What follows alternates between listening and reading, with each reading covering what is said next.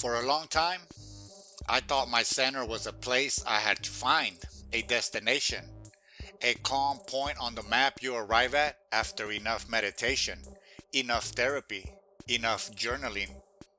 I'd close my eyes and go searching. Was it behind my heart, in the center of my head, 2 inches below the navel, like the teacher said? Sometimes a quiet came, but it felt temporary, more like a pause than a home. Lately, I've been seeing this differently. Maybe center isn't a location at all. Maybe it's not a point you reach. Maybe it's an orientation, something more like the belly button of our being. Think about the navel. It doesn't do anything. It's not an organ. It doesn't help us breathe or digest or think. And yet, it's profound. It's a scar, a fossil, the permanent record of our first and most essential relationship. It's proof that we came from one life, passed from that into this one. It marks the place where we were once completely sustained by a source that was not us, where life flowed in without effort. Before independence, before identity, then the cord was cut, the scar was formed, and the separate life began. But the mark remained, a center defined not by control, but by connection remembered. That's closer to the truth of our inner center. Not the ego, not the personality, not the voice that says, I am this or I am that. That's weather. The true center is the magnetic self, the organizing principle underneath experience. Like a magnet shaping iron filings without touching them, like a field that gives form without force. Imagine a torus, a living energy loop, in through the bottom, up the center, out the top, around the sides, and back again, always moving, always circulating, and at the heart of it, nothing solid, a still axis, a quiet void. That emptiness isn't weakness, it's what makes the flow possible. This is the key. Your center is not something you are. It's the space from which you arise.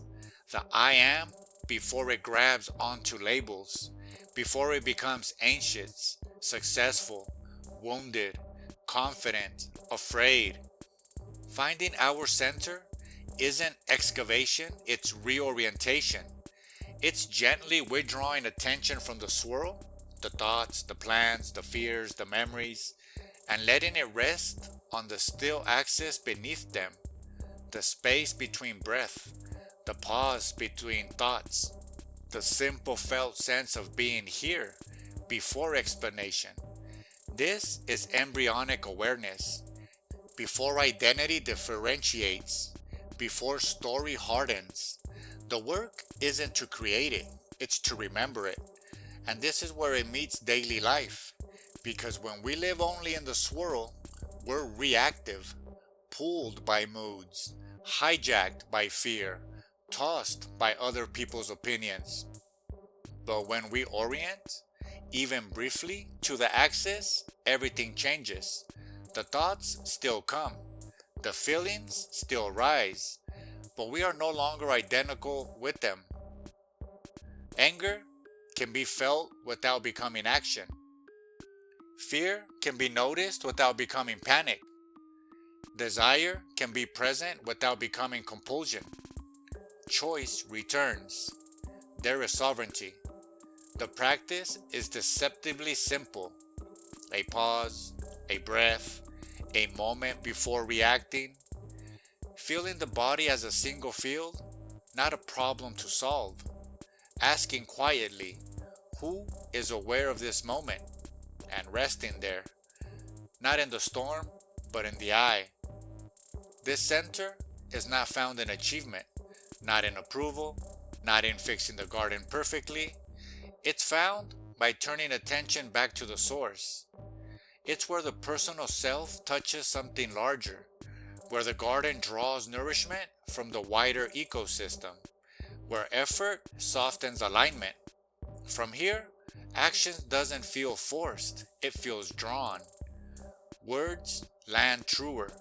Boundaries hold without hardness. Next steps reveal themselves without strain.